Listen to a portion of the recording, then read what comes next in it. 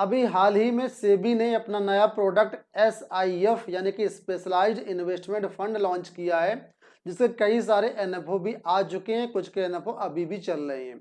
अब बहुत सारे लोग कंफ्यूज्ड हैं कि हमें म्यूचुअल फंड में निवेश करना चाहिए या SIF में निवेश करना चाहिए, क्योंकि SIF में रिटर्न ज़्यादा मिलते हैं म्यूचुअल फंड के कंपैरिजन में, ऐसा दावा है।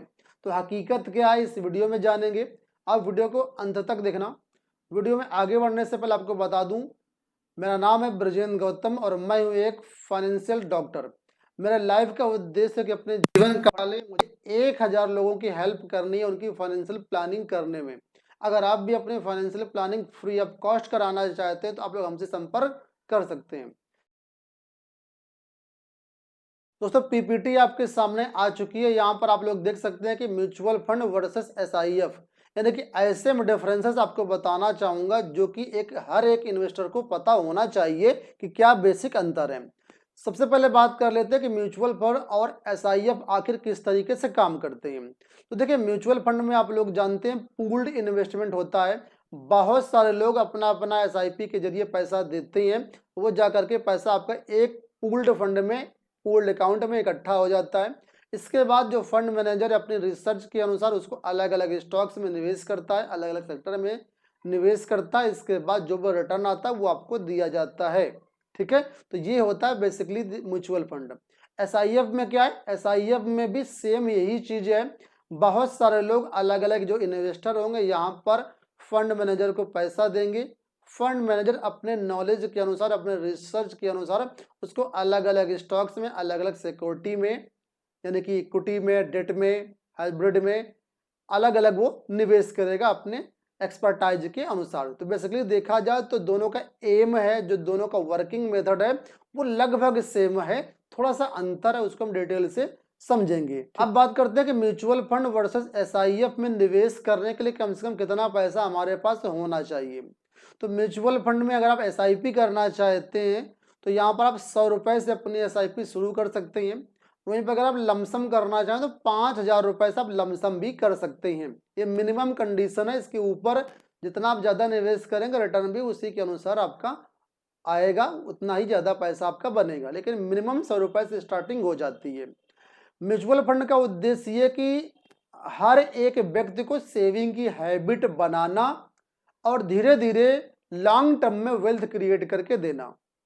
लेकिन वहीं पर SIF का जो प्रमुख उद्देश्य है वो ये है कि यहाँ पर टारगेट इन्वेस्टर्स को अप्रोच करना, HNI क्लाइंट को अप्रोच करना जिसके पास ऑलरेडी अच्छा खासा वेल्थ बन चुका है, उनको कैपिटल अप्रिसिएशन में हेल्प करना।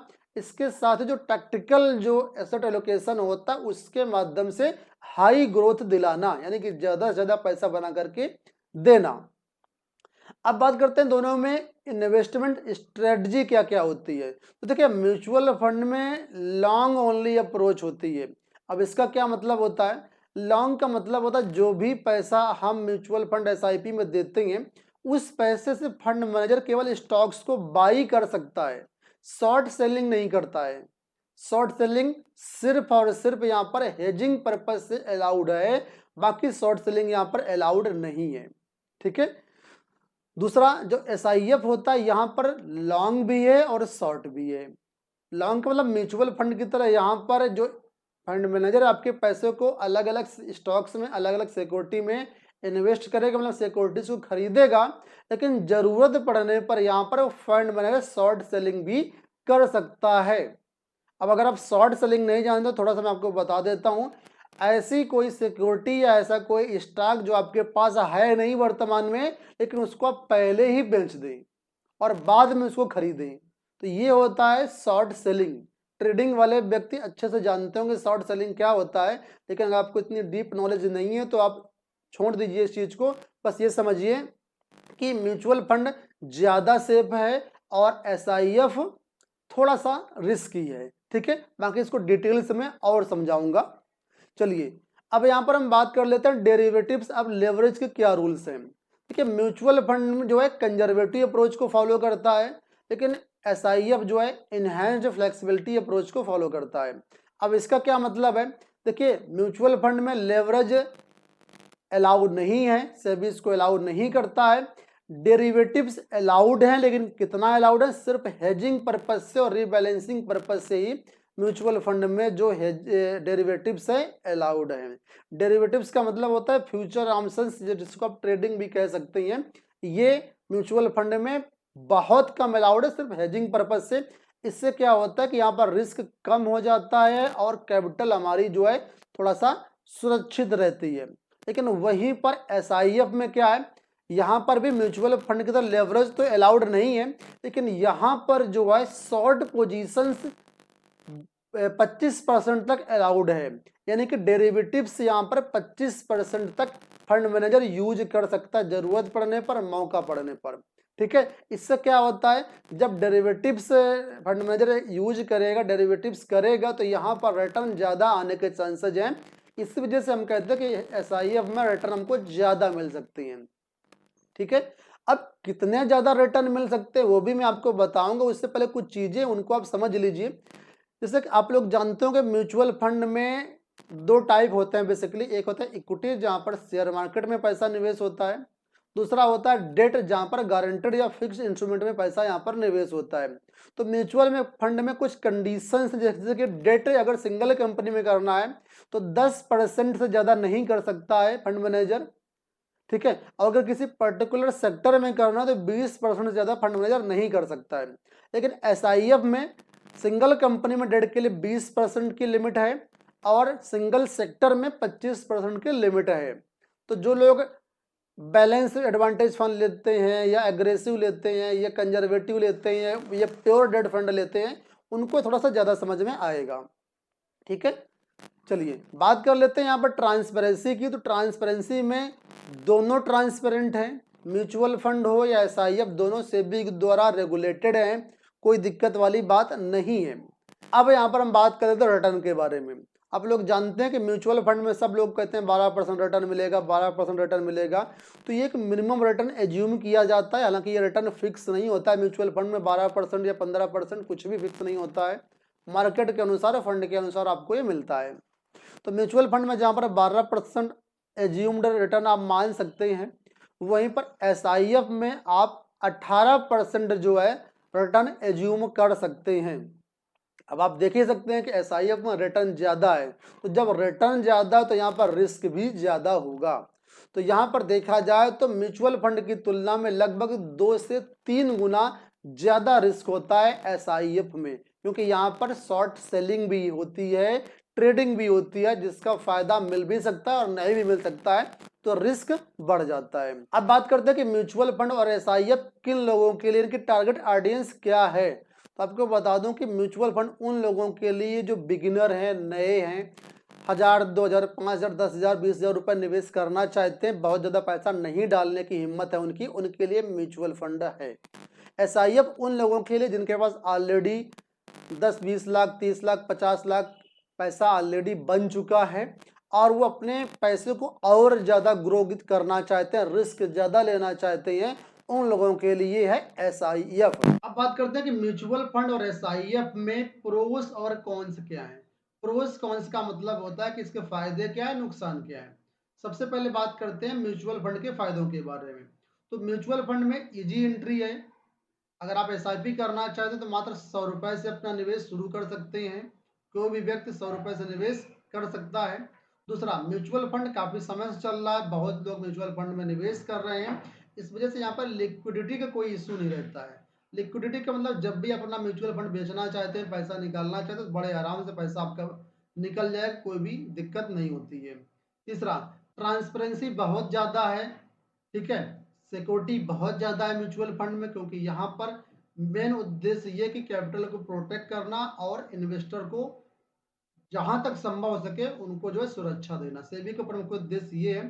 तो सिक्योरिटी और ट्रांसपेरेंसी म्यूचुअल फंड में ज्यादा है। तीसरा, म्यूचुअल फंड के माध्यम से लॉन्ग टर्म में आप अच्छी वेल्थ बना सकते हैं, ये आपका फायदा है। अब बात करते हैं नुकसान के बारे में। म्यूचुअल फंड में नुकसान क्या है। तो पहला यहाँ पर ये है कि mutual fund long only product है। लॉन्ग ओनली का मतलब जब मार्केट बढ़ रहा है, मार्केट ऊपर जा रहा है, तभी यहाँ पर ज्यादातर फायदा आपका होता है। लेकिन जब मार्केट डाउन जाएगा तो उस समय आपको फायदा नहीं होगा, क्योंकि यहाँ पर म्यूचुअल फंड में सिर्फ लॉन्ग ही अलाउड है, शॉर्ट अलाउड नहीं है। ठीक है, पहला नुकसान ये है। दूसरा, यहाँ पर एसआईएफ की तुलना में रिटर्न कम आते हैं। एसआईएफ में रिटर्न लगभग 18% एज्यूम किया गया है, लेकिन म्यूचुअल फंड में लगभग 12% ही एज्यूम करते हैं, क्योंकि मार्केट डाउन में पैसा यहाँ पर नहीं बनता है और फंड मैनेजर के पास कई तरह के रिस्ट्रिक्शंस हैं, उनके अनुसार यहाँ पर एसआईएफ की तुलना में रिटर्न आपका कम रहेगा। तो यहाँ पर डिसएडवांटेज ये है कि जब मार्केट गिर रहा होगा, डाउन जाएगा, उस समय यहाँ पर पैसा आपका नहीं बनेगा। अब बात करते हैं एसआईएफ के बारे में। एसआईएफ के सबसे पहले फायदे समझते हैं। एसआईएफ में लॉन्ग और शॉर्ट दोनों अलाउड है। तो जब मार्केट ऊपर जाएगा तब भी पैसा बनेगा, और जब मार्केट डाउन जाएगा, गिरेगा मार्केट, तब भी पैसा बनेगा, क्योंकि गिरते हुए मार्केट में फंड मैनेजर 25% तक शॉर्ट सेलिंग कर सकता है। तो शॉर्ट सेलिंग में भी पैसा अच्छा खासा बनता है। आपने एक सेबी का डेटा पढ़ा होगा, सुना होगा कि इंडिया में 93% जो ट्रेडर्स हैं वो लॉस करते हैं। तो जब लॉस करते हैं तो फायदा कौन उठा रहा है? 7% ऐसे लोग हैं जो फायदा उठा रहे हैं। तो ये फायदा जो उठाने वाले लोग हैं, ये और कोई नहीं है, ये इंस्टीट्यूशनल इन्वेस्टर हैं। यानी कि जो कंपनी है, जिनके पास अच्छा खासा सॉफ्टवेयर है, अच्छा खासा रिसर्च की टीम है, उनके पास बहुत सारे प्लेटफॉर्म है जहाँ से रिसर्च करते हैं, टीम है, फंड मैनेजर है, एक्सपर्टाइज है। इस वजह से हमेशा ट्रेडिंग में फायदा वही उठाते हैं। आम पब्लिक जिसके पास बहुत ज़्यादा नॉलेज नहीं है, एक्सपर्टीज नहीं है, ना कोई सॉफ्टवेयर है, अंधा तुक्का लगा दिया ट्रेडिंग में, तो लॉस होगा ही होगा। तो यहाँ पर शॉर्ट सेलिंग से अच्छा खासा प्रॉफिट जो कंपनीज है वो कमाती है, उसका फायदा आपको भी एसआईएफ में मिलेगा। तो ये पहला फायदा होगा। दूसरा, यहाँ पर मार्केट ऊपर जाए चाहे नीचे जाए, पैसा दोनों कंडीशन में आपका बनेगा। तीसरा, जो एसआईएफ होते हैं, यहाँ पर डेरिवेटिव्स भी होता है, तो डेरिवेटिव्स में पैसा बनता है, बस एक्सपर्टाइज चाहिए तो उसका भी बेनिफिट यहाँ पर आपको मिलेगा। तो ये कुछ फायदे हो गए। अब बात करते हैं नुकसान के बारे में। तो डिसएडवांटेज एसआईएफ की ये है कि यहाँ पर सब लोग निवेश नहीं कर सकते हैं, क्योंकि मिनिमम इन्वेस्टमेंट 10 लाख है। जिसके पास 10 लाख रुपए होगा वही निवेश कर पाएगा, 10 लाख नहीं है तो निवेश नहीं कर पाएगा। तो एक ये डिसएडवांटेज है। दूसरा, यहाँ पर म्यूचुअल फंड की तुलना में रिस्क ज़्यादा होता है। तो अगर आप लो रिस्क ले रहे हैं या कंजर्वेटिव रिस्क ले रहे हैं, मॉडरेट रिस्क ले रहे हैं, तो आपके लिए म्यूचुअल फंड सही है, एसआईएफ सही नहीं है। तीसरा, यहाँ पर लिक्विडिटी का भी इशू हो सकता है, क्योंकि नए नए फंड लॉन्च किए जा रहे हैं। तो यहाँ पर क्या है कि आपको जो है बहुत ज़्यादा इन्वेस्टर होंगे नहीं, तो लिक्विडिटी में समस्या आ सकती है। चौथी चीज़ सबसे ज़्यादा कि नॉलेज कहाँ से मिलेगा। एसआईएफ जो है नया प्रोडक्ट है, बहुत ज़्यादा इसकी नॉलेज अभी आपको कहीं मिलेगी नहीं, तो रिसर्च करने में आपको दिक्कत आएगी। तो खुद से आप नहीं कर सकते, इसके लिए आपको एडवाइजर पर डिपेंड रहना पड़ेगा। ठीक है, लेकिन म्यूचुअल फंड के तो आपको नॉलेज यूट्यूब सोशल मीडिया पर भरी पड़ी मिलेगी, तो यहाँ पर ये भी एक प्रॉब्लम आएगी। तो अब बात करते हैं कंक्लूजन की, आखिर हमको करना क्या चाहिए, हमारे लिए म्यूचुअल फंड सही है या एसआईएफ सही है, किसको कौन सा निवेश करना चाहिए। तो मैं आपको बताना चाहूँगा, अगर आप एक नए इन्वेस्टर अपनी इन्वेस्टमेंट जर्नी को स्टार्ट कर रहे हैं, 1000, 5000, 10,000, 20,000 से अपना इन्वेस्टमेंट करना चाह रहे हो, तो म्यूचुअल फंड आपके लिए बेस्ट है। अगर आप कम रिस्क लेना चाहते हैं, मॉडरेट रिस्क लेना चाहते हैं, तो भी म्यूचुअल फंड आपके लिए बेस्ट है। वहीं पर एसआईएफ उन लोगों के लिए बेस्ट है जो ऑलरेडी काफ़ी सारी वेल्थ बना चुके हैं, यानी कि 20 लाख, 50 लाख, 1 करोड़ रुपए उनके पास ऑलरेडी अवेलेबल है, वेल्थ बन चुकी है। बस उस वेल्थ को और अधिक ग्रो करना है, रिस्क ज़्यादा लेना है, पैसे को ग्रो ज़्यादा करना है। तो यहाँ पर जो एसआईएफ है वो उन लोगों के लिए है जो 10 लाख मिनिमम निवेश कर सकते हैं, रिस्क ज़्यादा लेना चाहते हैं, उनके लिए एसआईएफ बेस्ट है। तो आप अपने सुविधा के अनुसार, अपने बजट के अनुसार, गोल के अनुसार आप लोग अपना डिसीजन खुद लीजिए। मैं किसी भी प्रकार से कोई एडवाइस नहीं दे रहा हूँ, सिर्फ वीडियो एजुकेशन पर्पज से मैंने बनाया हुआ है। अब इस चीज़ को समझिएगा। अगर आप म्यूचुअल फंड में या एसआईएफ में निवेश करना चाहें तो आप लोग हमसे संपर्क कर लीजिएगा। आपकी प्रॉपर फाइनेंशियल प्लानिंग करके आपके रिस्क को समझते हुए बेस्ट फंड में हम निवेश आपका करवा देंगे। उम्मीद करूंगा वीडियो आपको पसंद आया होगा। इसी तरह के वीडियोस के चैनल को सब्सक्राइब कर लीजिए। मिलते हैं नेक्स्ट वीडियो में। धन्यवाद।